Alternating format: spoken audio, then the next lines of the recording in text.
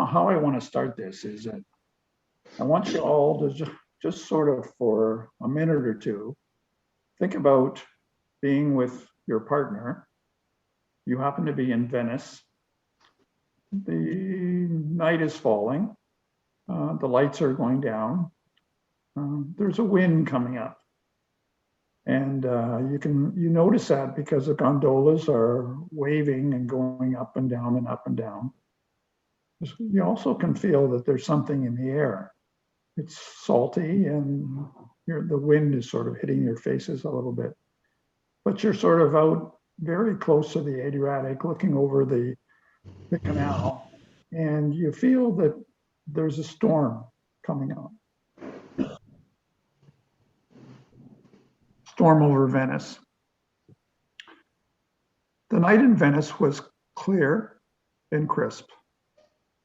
Whispers of light announce you're coming. Storm, storm. Wind blown, rain filled. Light echoing off the old stones. Light will not change them. Rain will not harm them. They don't even notice our footsteps. The rain will wash us away. I remember the night with a certain passion, a true lust for the storm, the time, the light. Looking out, the lightning illustrates a crack in time. We are here. People have been in this very spot for centuries, have seen and experienced the same storm, have listened to the music of the square, have felt the same sun. God, we must go on. A thread of us all flows through each storm, I'm convinced. The storm cannot be for us alone. It is to tell us of all the others who have lived their time as it should be lived. We flee when the rain tumbles from the sky. We race along the narrow streets. The footing is wet. We laugh with the rain. The rain is hidden with time, impregnant with dews of eternity. We race to the second floor loft, find the door, wet hair, laughing, and in awe. We have touched the face, and it is smiled on us. Now, that's one of a series of poems I initially sent to be published about 25 years ago. And this is what I got back. You can see here that the second one is Storm Over Venice, and it was rejected. You'll hear another one on restoring Leonardo's Da Vinci's Last Supper. They liked it a little bit, it was on file, but it never got published. And there's another one that did get published, which is Tumour. But it's interesting what he basically says here, and that's where I got the topic for my presentation. And he says, your poetry searches for meaning. Send more poems in the future. So this particular presentation result comes from a workshop I did for a group in Calgary. And the workshop was entitled Poetry, Art, and Neurosurgery, a Search for Meaning. Numbers of individuals have been in the lab, and this big blackboard that we write on occasion really is another way that I guess we all search for meaning, at least as far as science is concerned. So I'm going to just talk about a number of different areas, a bit about beginnings and evolution. I'm going to put a fair amount of effort on the importance of mentors, some effort on pitfalls and challenges associated with a medical career or any other type of career. The question of medicine being a calling, or is it a job? and a little bit about life after medicine, and in my situation, life after neurosurgery. I'm going to sprinkle a few poems through it to sort of make it a little bit more interesting, let me put it that way. So, beginnings and evolution. Well, each of us is informed by a series of continuously challenging life experiences, beginning as children and through adolescence, which form a basis for our evolution into adulthood. Parents, family, and friends are the core of this time and define our future development. This is my daughter Lana, along with Everly. I saw Everly today. She's a little bit older than this at the present time, but it's always amazing to me how children are born and grow. And this is me. This is my beginning. This is my mother and I. We had arrived from Italy in Halifax. I was about a 3-year-old at that time. My father had come to Canada about 6 months earlier. I don't have a great deal of memory for this particular time frame, but I do remember a few things. One, the boat was massive, and I'd been born in a small little village in the northern part of Italy, and seeing something like a boat must have been, influence on me, since I still remember it as this great big sort of gray glob somehow in my mind. My mother and I arrived in Halifax on the 24th of January, 1952. And my mother spoke not a word of English. Of course, I didn't either. And somehow we got on a train. And on Christmas Day, we arrived in Montreal. It's interesting that I go back to Montreal every once in a while. So it's sort of a circle that closes, I guess. On that particular train, obviously there wasn't much of a Christmas, but I remember some oranges and other sort of activities. And later we arrived in Toronto, where my father was. So this is my mother and father. My father had spent 6 years in the war, being in the Italian army. He had developed on Corfu malaria. And on Corfu, the Italian sort of regiment on Corfu, when the Italians capitulated, had decided to fight against the Germans. They actually turned coat. And my father happened to be in the hospital at the time that the Germans attacked Corfu to take it over again. My father was not an officer, but he was higher in rank, a sergeant. And everybody above the rank of private was killed by the Germans, every Italian officer. So that obviously left somewhat of a interesting sort of stain on my father and the time. And my father later would die from the side effects of malaria. He had a severe carditis associated with malaria. The reason he wasn't killed like all the other officers was that he happened to be in the hospital at the time. However, my father had traveled to Canada first. I worked in a farm. And here you can see me and my mother and my father together again shortly after we got together. One of the things that was amazing about both my parents, but particularly my mother, was that although she had only gone to grade 5, she had hoped to be able to go to become a teacher. Her father, however, felt that the best thing for her to do was to work on the farm, and so she never got to express that particular joy in life. But at the same time, every week from Italy arrived what was called Grand Hotel. It was a magazine. In that particular magazine, there were stories, there were pictures, there was all kinds of different types of issues associated with paintings. And one that came in, my mother and I would sit down and we would go through it. And I'm sure that this had an influence on me related to the whole issue of my interest in art and other aspects of that. Just sitting with my mother every week and going through and seeing what new things was in that particular Grand Hotel magazine.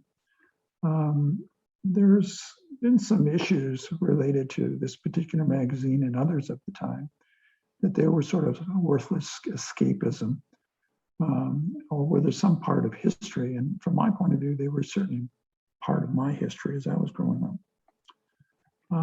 My mother also loved opera. I don't know if she'd ever actually heard an opera or seen an opera when she was in Italy, but obviously she somehow had a significant interest in opera. And opera music was always playing when I was growing up, always coming out of the sort of record player. So an interesting beginning for me. This is my mother and father on the left, and you can see me in the corner here with a whole group of sort of Italian immigrants that came at the same time. What was interesting, when my father came, I came over with 5 other men, none of whom were married. My father was the only one married, so we all lived together. And for a period of my life, I had 6 fathers because they were all there, and my mother took care of all of us at that particular time period. Moving on the importance of mentors. Now, all of us have beginnings. Everybody on this particular call has a beginning and how they started. But one of the questions that really is very important is, how do we move on? How do we get past whatever we start with? And the importance of mentors. Well, mentors can be a lot of things, but they can guide you. They can give you advice, feedback. They can support and serve variously as role models, teachers, counselors, advisors, sponsors, advocates, and even an ally. And it really depends on one's specific goals and objectives. Now, some of you have heard before about my mentor, Jarfos Havelka. Dr. Havelka was professor of psychology at Western. And his basic interest was the psychology of creativity. He was also an artist, and his art really involved 2 things. They involved Christ's suffering, and they also involved trees. So in one way, it's interesting, he always was interested both in the issue of the suffering of man and also the beauty of the world. He spoke 9 languages, and in his courses on the psychology of creativity at Western, you couldn't get into the course because there were so many people who were there, but everybody went. He sat all over the floor and all over the back. And he always brought in a folder. And in that particular folder, he would put the folder on the podium and never open it. One day, one of the students asked him, "Professor, why do you have this folder?" So he went to the podium, he opens up the folder, and there was nothing in it. And he said, "I have to carry this so that other professors in my department feel that I talk from notes." And he certainly did not talk from notes. He basically always spoke about what his experiences were and what he believed related to the world. Now, when I was an intern, I decided that I was going to take another course from Havelka. And taking a course being an intern was a bit difficult. I had to rearrange things, but it happened to be at night, so that wasn't too bad. Havelka felt that Mozart was the most creative person that had ever lived. And one of the reasons he felt that was that if you look at Mozart's music, there are no corrections, or very, very few corrections. And he felt that Mozart music came directly out of him. It was something that basically came from his mind to the page and then to the piano or other sort of areas that were involved with it. However, he didn't believe in marks, and you either passed or failed in his class. But in this particular class, we're associated with the psychology of creativity. Your job was to pick another individual who was not Mozart and have a number of one-on-one discussions with the professor in which you would try to outline why the person that you had chosen was more creative than was Mozart. Now, this was sort of difficult because when you went into the classroom, Mozart's music was playing. And when you left the classroom, Mozart's music was playing. So we set a pretty high bar. Now, there's all kinds of different types of music.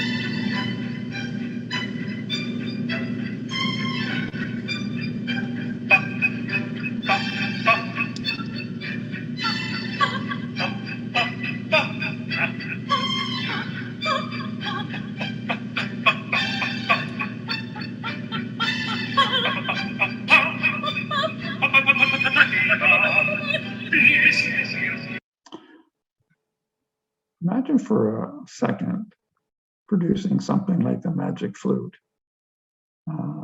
and having this played in front of individuals of substantial importance, such as the kings and other important individuals.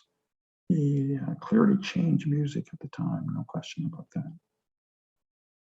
So who was I going to choose? Well, one day when I was sort of going through a bookstore, I came across a small pocket book by Kenneth Clark on Leonardo da Vinci. It probably still is the best book that was ever written related to Leonardo da Vinci. And therefore, I found my champion. Had I been substantially interested in Leonardo before? No. It basically started here in that aspect of it.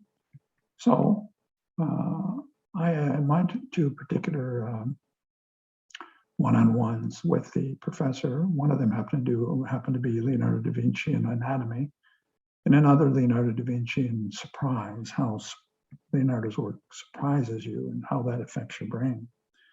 Now, I got a very poor mark. And I think when I think back, I mean, I was an intern. I really didn't have a lot of time to sort of do as much work as probably I should have. But I think in one way, what the professor was trying to tell me was that I could have done better. And he outlined this. It actually came from that particular book. Yet, just as Leonardo, in his intellectual pursuits of natural forces, hung on with a kind of inspired tenacity, so that in the St. John, we feel him pressing closer round the form, penetrating further and further into the mystery, till at last he seems to become a part of it, so that, like his contemporaries, we no longer think of him as a scientist, a seeker for measurable truth, but as a magician, a man who, from his close familiarity with the processes of nature, has learned a disturbing secret of creation. Soon after that, I'd been in Italy a number of times. I had seen the Last Supper, and seeing the Last Supper again, if you look on the left, this is what it looked like, and then it was being cleaned. In the process of cleaning, what they did is they cleaned parts of it, and they were trying to take off all the paint, overpaint that had occurred over many, many centuries. And for periods of time, they left little squares so you could see what it looked like before and what it looked like after. And when they couldn't find any paint at all that was related to Leonardo's actual initial painting, they just filled in the whole area with just a color. When I saw this, and in particular when I saw the individual who was using a microscope to sort of take off basically all the paint that was over what Leonardo had initially painted, I was somewhat disturbed. I was sort of almost frightened about what would happen if this particular individual continued to remove more and more and more paint until there was really basically nothing left. So that particular day, I wrote this poem on restoring Leonardo da Vinci's Last Supper. The sadness is deep and touched my soul, hurt me. Pearl upon pearl, the painting is removed. The bones may remain. They have little flesh. Leonardo, what have they done? The attempt you made still has some smoke, some fire. Hopefully, all will not be obscured by microscopic zeal. To find a few specks of your soul, the picture will appear dearly. A dream is evaporating into dust. Now, it didn't exactly evaporate into dust if you look at it today, but it clearly is very different than it started with Leonardo, and clearly very different than other times. But you can sort of feel what I'm feeling at the time, that I was young then, and I think I really didn't quite understand what was happening. I suppose this poem sort of outlines some of my heartache about not really understanding what was going on. Now, another individual who you've also heard me talk about was Dr. Charles Drake, who was my chairman related to neurosurgery and taught me majority of my work and studies associated with the art of neurosurgery. And sometimes I consider medicine a bit of a poetry, and so to the poetry of medicine, Dr. Drake contributed a number of poems. He was particularly interested in vascular surgery, and so he contributed a lot to vascular surgery. Interestingly, I did not have a great deal of interest in vascular surgery as far as neurosurgery was concerned, but moved into the area of brain tumors. Dr. Drake did not think there was any hope for brain tumors, especially the malignant brain tumors. He certainly outlined that to me. But there was another episode that I'll just talk to you about. And that episode related to the fact that I think some people have heard me talk about this before. But when I was in third year, I did not know whether I wanted to become a neurosurgeon or a neurologist or maybe something else. But Dr. Drake was at Western, and I thought I would ask him. So I went to his secretary and I asked the secretary if I could have a meeting with him, and she obliged rather amazingly. And I arrived on the appointed day. He was in the office, and I walked in and I sat down, and he looked at me and he said, "Well, why are you here, son?" And I said, "Well, I'm not exactly sure whether I want to be a neurosurgeon or I want to be a neurologist." And he looked at me sort of quietly and he said, "You know, there's lots and lots of reasons why you shouldn't be a neurosurgeon." He said, "Many of your patients will not do very well. About half the neurosurgeons get divorced. And the worst part is that everybody will be around the family. Everybody will come in on a Christmas to sort of celebrate. An accident will happen and you'll get up, operate all day. When you go back home, everybody's gone." And he went also and told me about the fact that many of the positions in neurosurgery had been filled. There weren't going to be much that one could do related to this in the future. But then he told me something that probably was the most important thing that someone has ever said to me, which was, people always make room for excellence. Think about that. People always make room for excellence. So if you're excellent at what you're doing, you'll always have a job. And in fact, people will look for you to give you a job. A few thoughts from him. I tell them that work is the spice of life, and that it does mean some hardship for their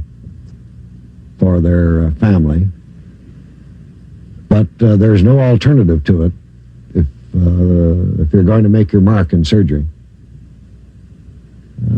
I tell them, at least to me, and I think to many other senior surgeons that I know, that another spice of life is to match your wits with the best in the game. Those minds that are trying to do the same thing you are, to beat the disease and disorder that you face, to lick it. That's what it's all about. Here's a picture of myself operating with Dr. Drake. There are many other individuals who were involved in teaching me surgery. Another individual who is not discussed very much is Dr. Hugh Barr. He had an incredible way of dealing with patients, doctors, interacting with everyone. And from him, I think I learned most about how to deal with the patient and care about the patient, not as an object to be operated on, but really as a human being that had sort of dreams and aspirations as all of us do. Now, another thing that I would significantly suggest to all of you who are interested in medicine is if you have the opportunity during your sort of in medical career in some way is to go somewhere else, to sort of experience another sort of way of doing things. So you're not stuck with the concept that what we do here or what you happen to be doing in your particular university or hospital is what is the best or could be the best. So I took the opportunity to spend a number of years in Uppsala, Sweden, and do my PhD there. Uppsala, Sweden is an amazing place. It's an old city. It's where the kings of Sweden used to reign from. The kings are buried there, as are many, many various Viking lords. This happens to be the cathedral. And it's a very, it was a beautiful place to spend a number of years.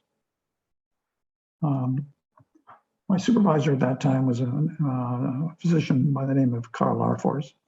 He again was one of these incredible individuals that you get to meet every once in a while. His father had been a Protestant minister. He left home when he was about 15 or 16, started working in lumber yards, eventually started driving truck, became an artist, made his way through university by doing various portraits and other art like activities, and then got his PhD and worked at the University of Uppsala, particularly in the areas of physiology and surgery. And he was an amazing individual. He was a gourmet cook. I certainly didn't learn that from him. He loved art and was quite a collector of various types of art. And he also liked science. And one of the things I learned from him was that his belief was that when the student came into his office and sat down and told him that he was not correct, that his ideas were wrong, and this is the reason, he felt that he had done his job in moving that particular student to a new level. Now, during that time period, the individual who worked with me was a technician by the name of Gunnel, and her birthday came about. And I'm going to read this poem just because it gives you an idea of what the time was like in Sweden. It was a bit different.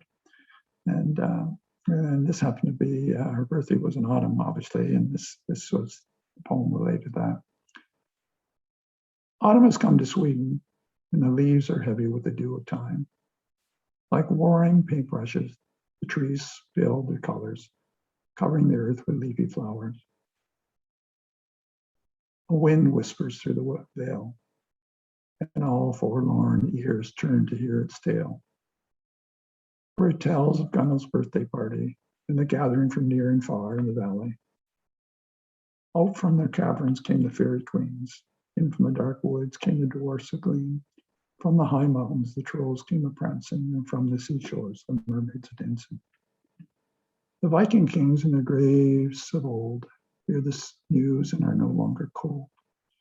The birds of the skies sing their song with glee, and the bells of the churches begin to toll for thee. The warriors have come from their castles on high, and so, my friend, have you come, you and I, to celebrate this birthday with merriment and song, and to hope that the happiness goes on and on. To you, Gunnel, we wish great joy and fame for all of us and our friends that light the flame.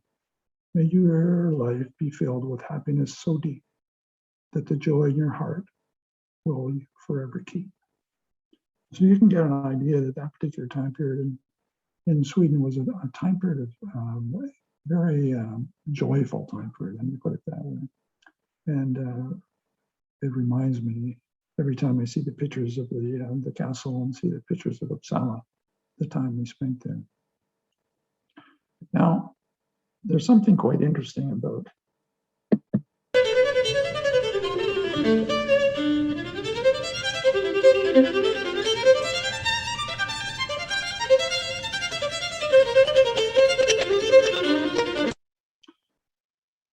there's the music of the brain and so of neurosurgery too, but the real question of what is the music of medicine that excites you? What really does excite you related to medicine? What really does excite you related to life? And how are you going to fulfill that excitement, whatever it happens to be? And there are pitfalls, and there are substantial challenges. I think I've told this story before, but I always find it interesting to tell.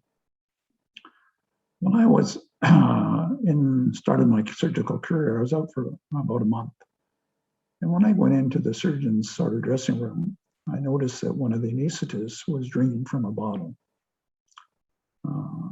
He looked at me and he said, "You won't tell anybody, will you?" And I said, "Nothing." I really didn't know what to say.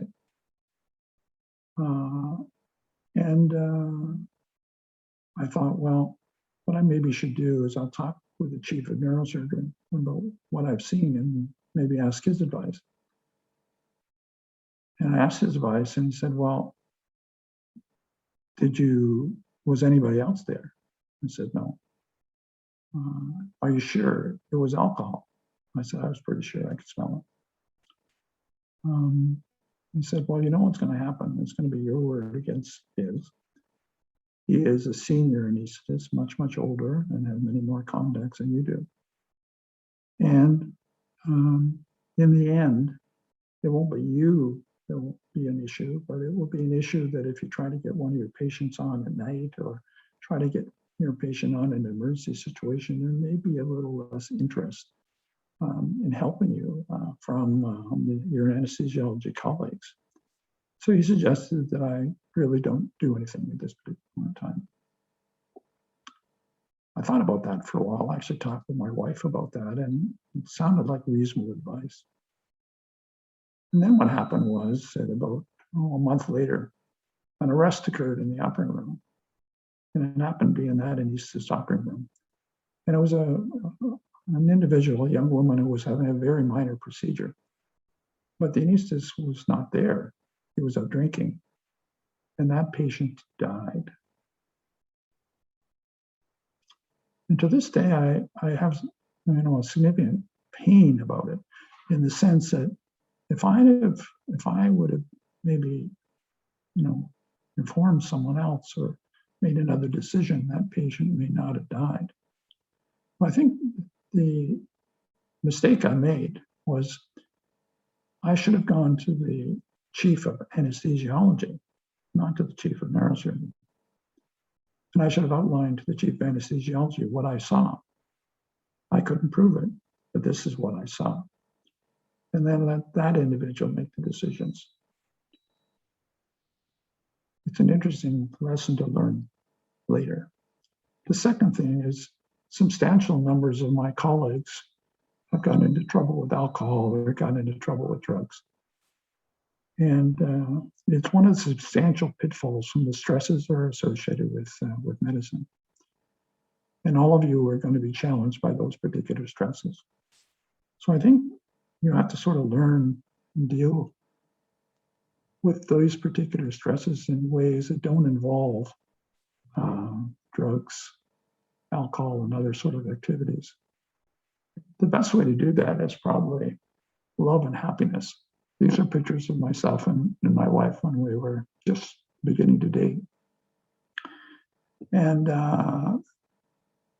shortly after that, I happened to be away, and I wrote this poem for pen. Time has parted our hearts, divided us like a stone in a stream. The stone is but small, flooding rivulets will join again. The vortex intermixed. Streams always flow to the sea. This poem was published, but as you see, I think it looks better on the printed version than on the written version in the journal that was published in. This is Pam and I in a picture just a little while ago, after being married for about 47 years.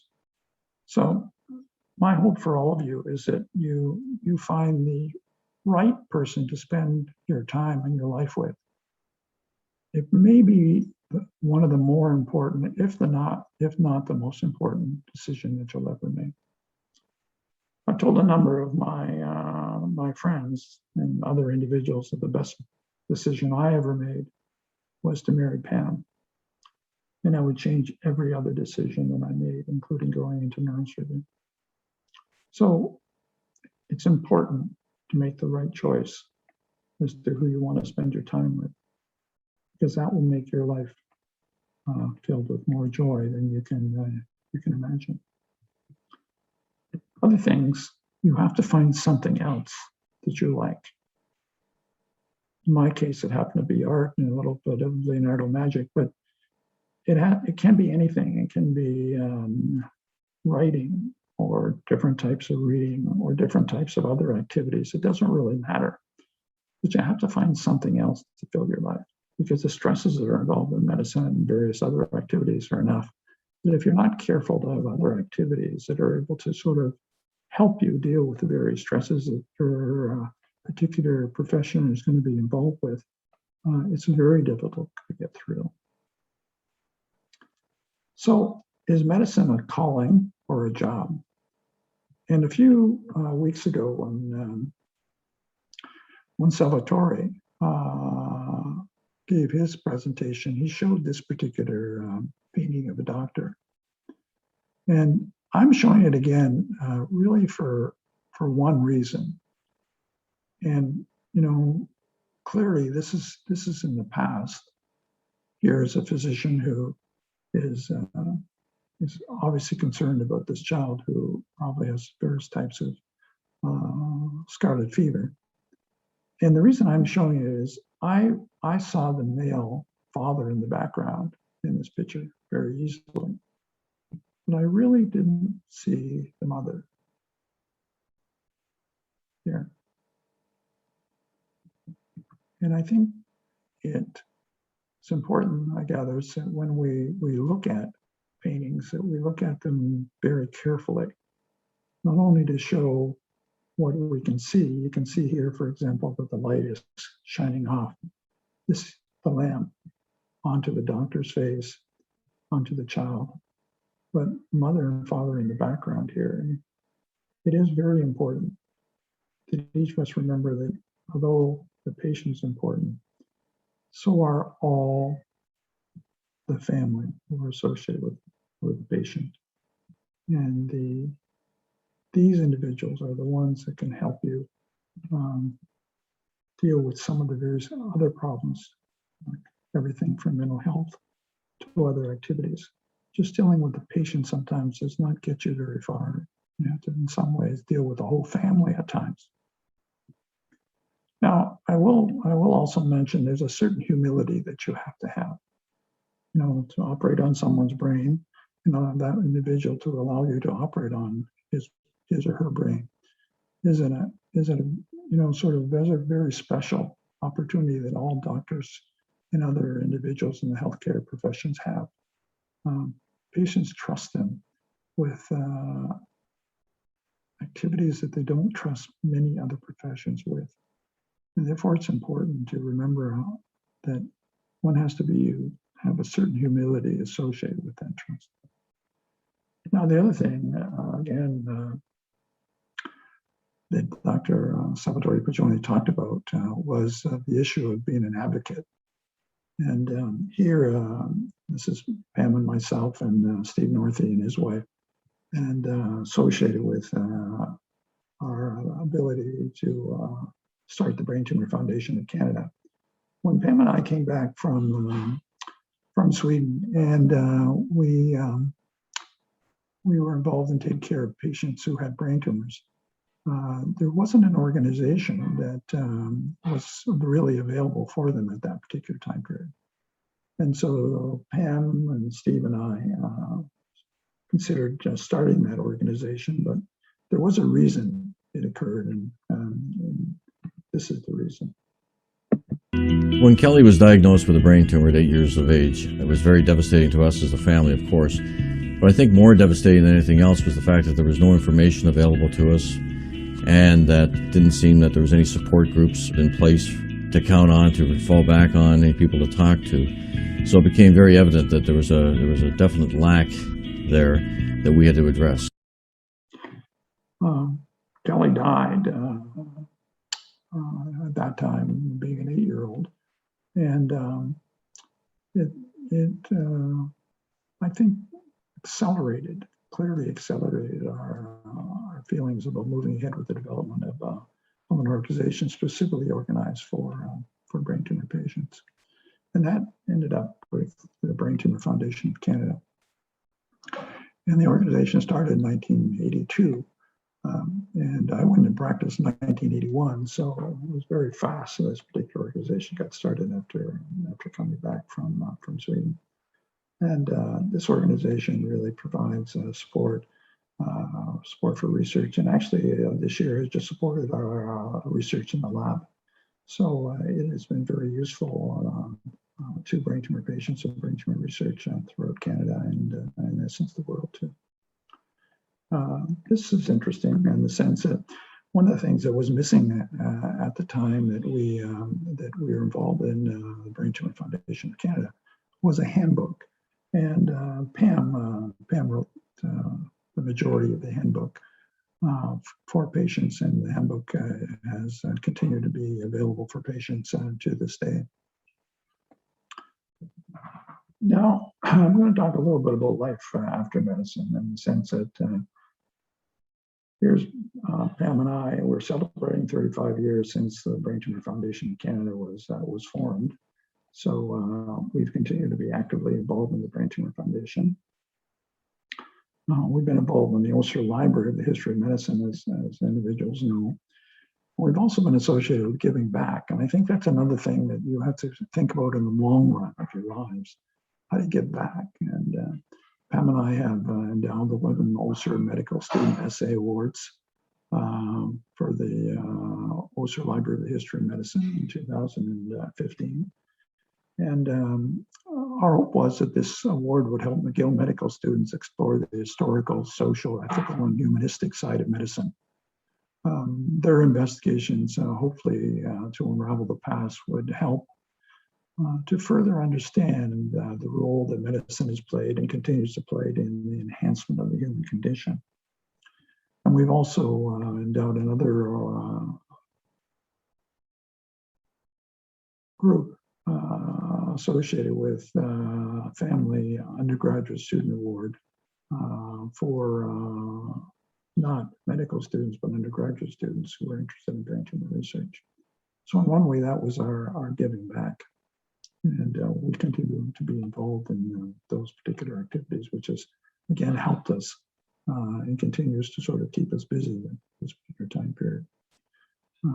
Clearly, many of the people in the lab know that we're continuing to work on the issue of artificial intelligence and simulation, and that keeps me busy too.